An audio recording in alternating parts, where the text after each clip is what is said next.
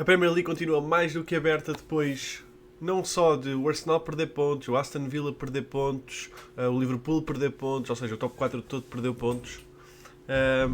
Mas, obviamente, depois da saída de Ruben Amorim e no primeiro jogo de Michael Carrick à frente do plantel do United, o regresso a um sistema com 4 defesas para o clube de Old Trafford, e domina, não só ganhou, dominou o segundo lugar, o Manchester City. Segundo, terceiro, está empatado mais ou menos com o Aston Villa, mas dominou completamente o jogo, que não era esperado, a verdade é essa. Mas fiquem comigo, eu sou o Rafael, isto é o RFC e vamos a mais um videozinho.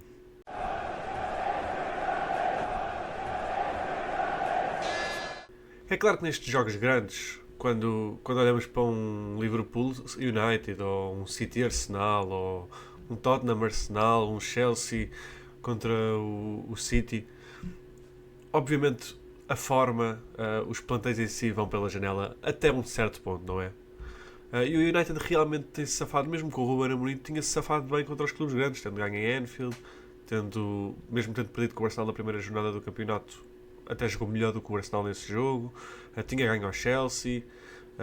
Portanto, em geral, o United até teve sempre bem este ano nos jogos grandes, e esse nunca foi o problema do United, seja com o Amorim, seja com o Ten Hag, apesar de sabermos que o Ten Hag perdeu 7-0 com o Liverpool. Mas esse nunca foi bem o problema do United. O problema do United é a consistência, sinceramente, dos jogos com as equipas pequenas, em que não só não se conseguem impor, mas a quantidade de chances que deixam as equipas gerar contra eles é absurda.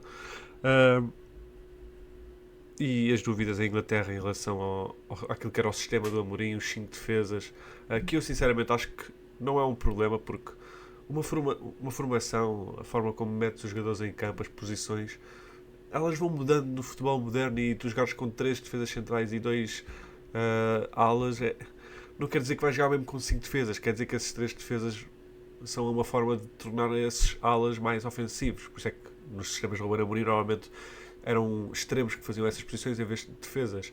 No caso do United era difícil, porque as opções que ele tinha, além do Diallo, que é um jogador a outro nível nesse sentido, era o Dalot, era o Mazraoui e obviamente o Dorgu, que é muito novo, e muito propenso ao erro, e há inconsistência, o que é normal. O que vimos com o Carrick já era esperado, já era isto que ele fazia no Middlesbrough, a famosa tática, a normal tática do 4-3-3 ou do 4-2-3-1, se preferirem, com um 10, dois médios mais recuados. E obviamente vimos não só o Maguire voltar, mas o Lisandro Martínez a ter as suas primeiras titularidades, o seu regresso à consistência. Obviamente o Luke Shaw deixa de ser um dos centrais e passa a ser o lateral à esquerda. O Dalot volta à sua posição principal também, jogando à direita em vez da esquerda.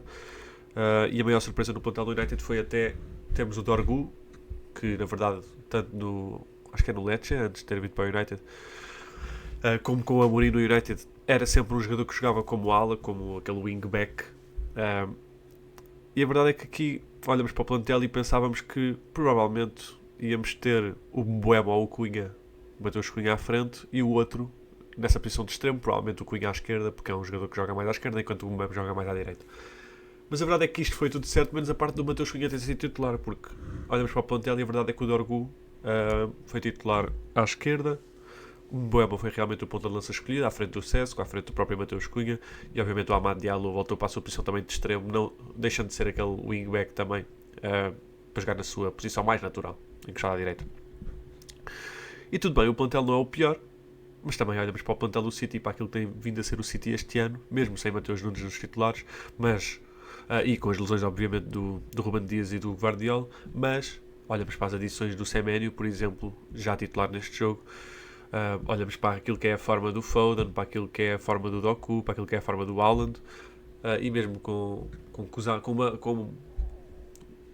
uma defesa de Rico Lewis, Kuzanov, Max Allen, o miúdo que veio de regresso ao empréstimo depois das lesões, e o Ake, ok que não é a melhor defesa do mundo, nem perto de ser a melhor defesa da Premier League, mas olhando para o resto da equipa, o City era obviamente o favorito, porque os jogadores que têm ao seu dispor são jogadores já com nome, com títulos, e os que não têm títulos estão numa grande forma. O Semenyo é o terceiro melhor marcador da Liga, e o Doku, obviamente, apesar de não ter os títulos que os outros nomes que eu falei têm, é um jogador que sabemos que marca pela sua individualidade e pela forma como desequilibra. Mas a verdade é que o que aconteceu foi... Ficou 2-0 para o United, obviamente. Mas a verdade é que podia ter sido uns 5, 6, 7. Isso não é o Donnarumma que... Se tirarmos o Bruno Fernandes, que foi obviamente o homem do jogo, e para mim o Dorgu, já vou falar mais deles dos dois, o Donnarumma seria provavelmente o homem do jogo, porque o City realmente devia ter saído com uma goleada muito mais esmagadora. Mas temos de dar palavras de apreço. Obviamente isto é só um jogo. Temos de dar palavras de apreço ao Carrick. Não vou estar a criticar o Amorim, porque um caso é um caso e eu não sou esse tipo de pessoa que acha que por um estar a fazer bem e o outro ter corrido mal, que esse outro estava 100% errado. Já falei também antes dos problemas que eu acho que o Amorim teve e de certas coisas que ele não conseguiria controlar. Mas um fator que eu sempre falei foi... Dois, aliás, porque estes dois estão conectados, é o Bruno Fernandes jogar tão recuado. Não é algo... Não é feito para o perfil do Bruno Fernandes. O Bruno Fernandes não é um jogador que vai controlar o jogo. É um jogador que vai criar mais chance. É um jogador que, quanto mais perto da baliza, melhor. Quanto mais perto de poder integrar os seus colegas, seja aos extremos, seja ao ponta de lança, em posições de finalização ou em posições de perigo, melhor para a equipa. E foi isso que vimos neste jogo. Bruno Fernandes a voltar à posição de 10 e a ser de longe o homem do jogo. Provavelmente, e o Bruno Fernandes já teve grandes jogos esta época, mas este foi provavelmente o melhor jogo do Bruno Fernandes. Não só a assistência para o primeiro golo do Mbuemo, mas tudo aquilo que fez, todo o impacto que teve. E depois vimos o regresso do Mainu aos titulares, a primeira titularidade este ano na Premier League. E é o Mainu que se fala, é o Mainu que sabemos e que vimos naquela primeira época de ascensão no United e também na seleção inglesa, tendo ido à final do Euro, tendo ganho essa titularidade na seleção. E é um jogador que o seu perfil, apesar de ele parecer aquele jogador que parece que não está muito interessado quando está em campo, não vês ele a sprintar muitas vezes, é um jogador com a bola no pé, e mesmo sem pé, é um jogador tão inteligente, é um jogador que desequilibra tanto na progressão e no drible. É um jogador muito inteligente e é um jogador que eu acho que traz um equilíbrio ao meio campo quando eles podem ter 3 jogadores lá, porque tens o criador no Bruno Fernandes, tens aquele jogador experiente que ganha bolas e que faz os passos rápidos, que joga mais rápido, que é o Casemiro, que está numa boa forma também. E obviamente tens o Mainu, que é o futuro do United, que é aquele jogador que vai mais controlar o meio campo, vai controlar mais o tempo. Se ele decidir correr mais, o jogo vai ser mais acelerado. Se ele decidir parar um bocado o jogo vai ser mais lento. E eu sinto que era isso que faltava no meio campo do United e nunca percebi porque é que o Amorim não aproveitou o Mainu, mesmo jogando com aqueles defesas. Era uma questão de sentar ou o Mount, ou sentar o Mateus, ou sentar o Mbuemo, um deles, e pôr o Bruno Fernandes numa daquelas posições de 10 e jogar com o Mainu e Casemiro atrás. Para mim teria sido perfeito, mas ele nunca quis arriscar nisso. Também não sabemos o que é que o Amorim viu nos treinos, não sabemos o que é que o Carrick viu nos treinos, não sabemos a forma como o Mainu se relacionou com o Amorim. Há sempre muitos fatores que influenciam as escolhas dos treinadores, não é só a qualidade do jogador, mas também o comportamento, as atitudes, a forma como se mostram ao treinador. São muitas coisas que influenciam. E não estou a criticar o Amorim por nunca ter escolhido o Mainu, há de ter tido os seus motivos, mas o que é verdade é que é um talento inegável e é um jogador abismal. Eu não vou falar muito do City neste vídeo porque acho que há muito pouco a dizer. Eles têm quarto jogo seguido sem vitórias. Haaland acho que é o 7º jogo seguido sem gol. O Foden baixou muito a forma de que vinha. Faz lembrar o Foden do ano passado em vez do Foden de há 2 anos, que era o que tínhamos visto no início da época até dezembro. Bernardo Silva é a inconsistência que tem reinado desde que ele baixou um bocado a forma. Há jogos em que é muito bom, há jogos em que mal se vê, e isto foi mais um jogo desse em que ele mal se viu. O Rodri claramente ainda não é o Rodri da bola de ouro, não está perto disso sequer. Não é que ele fosse um jogador muito rápido e muito coisa, mas era um jogador que era demasiado consistente, demasiado inteligente a coisa, e parece que ainda não voltou a esse nível. Depois o Semenyo e o Doku muito desaparecidos, a mesma coisa o Cherki quando entrou ao intervalo pelo Foden também muito desaparecido. E podemos culpar a defesa o máximo que quisermos, mas a verdade é que em nenhum dos pontos do jogo, sem ser aquele remate perigoso do Semenyo na primeira parte, não vimos o City fazer absolutamente nada o jogo todo. Falar um bocadinho do Bruno Fernandes, é um jogador abismal, não é? Já sabemos, já disse antes, que isto foi provavelmente o melhor jogo dele na época. Mas tenho que também passar aqui um bocado para o Dorgu, porque nós olhamos para este 11 e a maior dúvida que há nestes titulares é realmente o Dorgu, a extrema ainda por cima.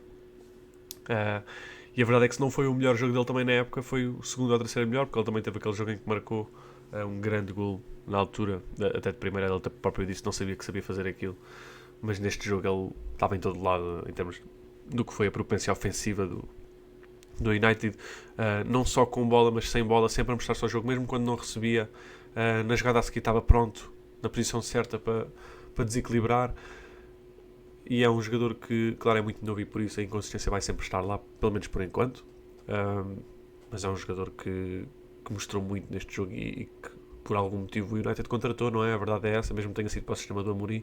É um jogador que com o Carrick e eventualmente com o treinador permanente no verão pode realmente, pela sua idade e pelo seu potencial, pode integrar-se neste 11 do United. Ainda não sabemos o que é que vai acontecer com o Bruno Fernandes, portanto provavelmente vamos ter o Mateus Cunha ou o Mason Mount a ser um dos titulares nesta posição no próximo ano, se o Bruno Fernandes sair.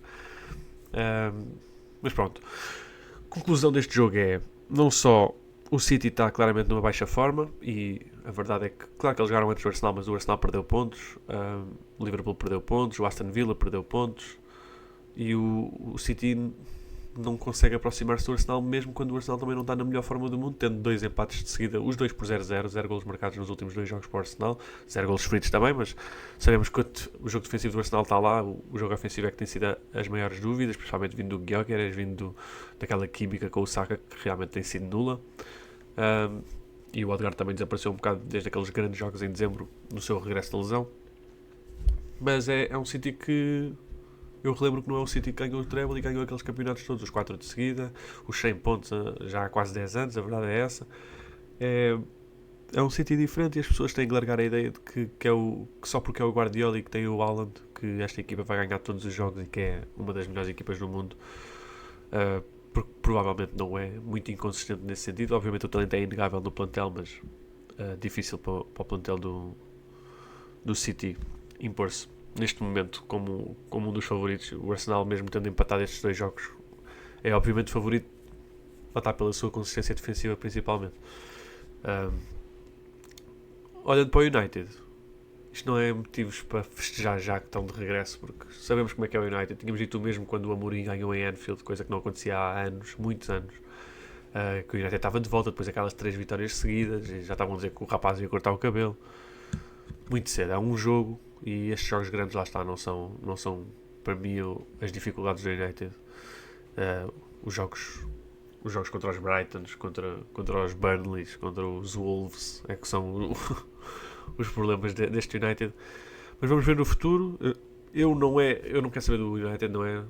Mas é um clube que obviamente é importante na história da Inglaterra e é sempre um clube que é importante ver, pelo menos a competir pelo que é que seja, pelo valor que tem no mundo do futebol. Portanto, eu fico feliz que se o United puder recuperar um bocado, eu prefiro muito mais ver o United no top 3, no top 2 do que um City. A verdade é essa. Mas não é motivos ainda para festejos tal, tem que haver consistência. Se eu vir o Carrick ganhar, tipo, o Arsenal é difícil, mas depois disso ganhar a maioria dos jogos e até ao fim do seu período como treinador temporário até ao verão,